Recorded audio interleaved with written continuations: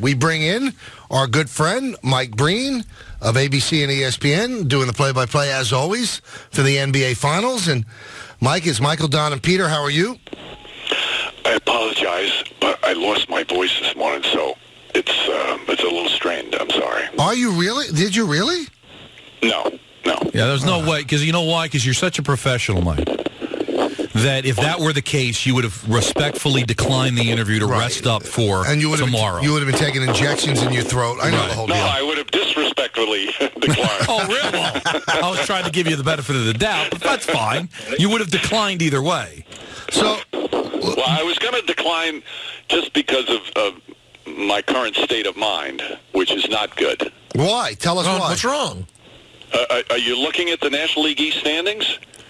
Oh, I thought you were disappointed that it might be a 4-game sweep. Perfect. You know what? This is great timing, Mike, to ask you this question then, because Michael Kay has all day been insisting, and now Mark Teixeira even got in on the action, that the Mets are going to be fine, or they could be fine. Why is everyone too worried? Early to say they're dead. And me and Don are the realists saying they're dead as dead can be. Where do you fall on this?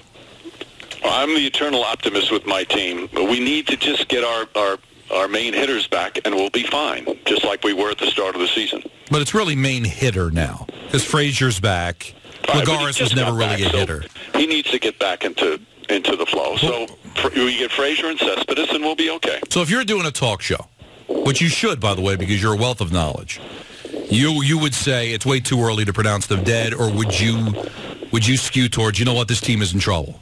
I'm a patient man, especially with my favorite sports teams, and especially with my Mets. And it's panned out for you. Worked out beautifully. Really? So are you patient with the Cavaliers? You think they've got 4 wins in them, Mike?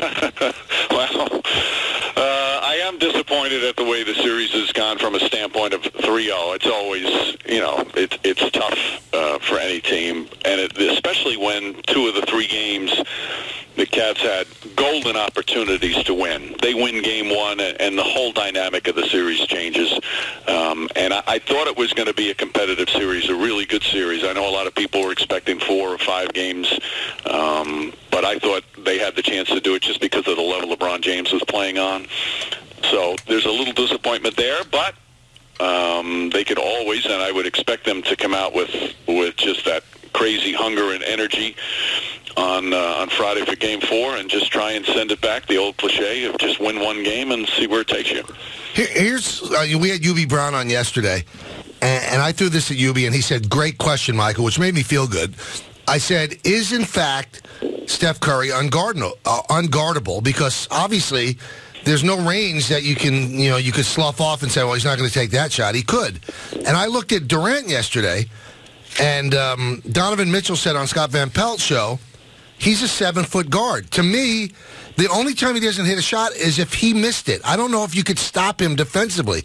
They have 2 guys that I don't think could be stopped defensively. They can only stop themselves. Do you agree or disagree? One-on-one, unless you send multiple defenders at them and completely change your defense to stop them and forget about the others.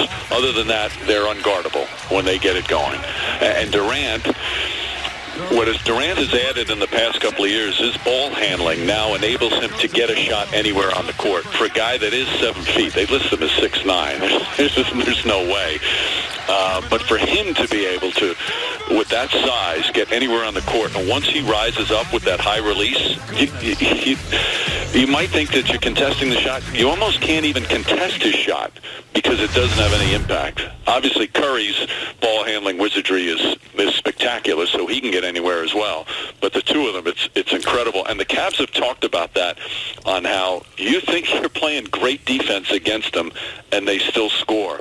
So they can be very deflating for a defensive team, and I think that's what happened a bit late in the game last night. I think we needed to see more from LeBron last night, Mike. Even Jeff said it during the broadcast. Do you think maybe frustration has gotten to him? Do you think he's just mentally drained from everything he's had to do to get here? Yeah, it was hard to imagine that he wouldn't be mentally and physically drained from the burden that he's had and the responsibilities he's had every single night. starting back in October. And you have to, and you can't forget, this is the 8th straight year now he's playing into June, playing major minutes where he has to do so much for his team.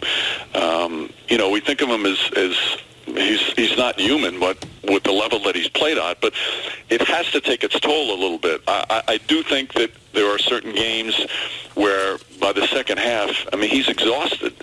Some games he's able to just plow through it, and other games when you're overwhelmed by a team as good as Golden State, it's just really hard to do. Do you think that LeBron, is there any chance in your mind? Because I always thought there was a chance, and now I don't, because he watches a guy like Klay Thompson and Steph Curry have awful nights last night, and it didn't matter. They were still able to be picked up. If he has an awful night, he can't be picked up. I don't think that LeBron returns to Cleveland. Yeah, I could speculate like everybody else. I have no idea. Like when he makes his list of priorities, what's the number one priority? Is it to make his wife and his kids happy? If they say, okay, dear, or okay, Dad, I don't want to move, I want to stay, is that number one for him? It's hard to say. I do think since he's won several championships, he's more at peace with himself. He's not worried about pleasing the critics. That was something, I think, obviously the drive to win titles, and especially get one in Cleveland. I think once he's won that, I've seen a different player in terms of not accepting, because he'll never accept losing, but accepting as long as he gives whatever he has, as long as he plays his very best, he'll accept the results. And not that he doesn't want to still win championships, but I don't think he's worried about what people are going to say about him anymore. I think he's very comfortable with where he's at and what he's accomplished and who he is. So that's why I think it all depends on his priorities. If his family wants him to stay in Cleveland, I think he probably stays in Cleveland. But I haven't the slightest idea.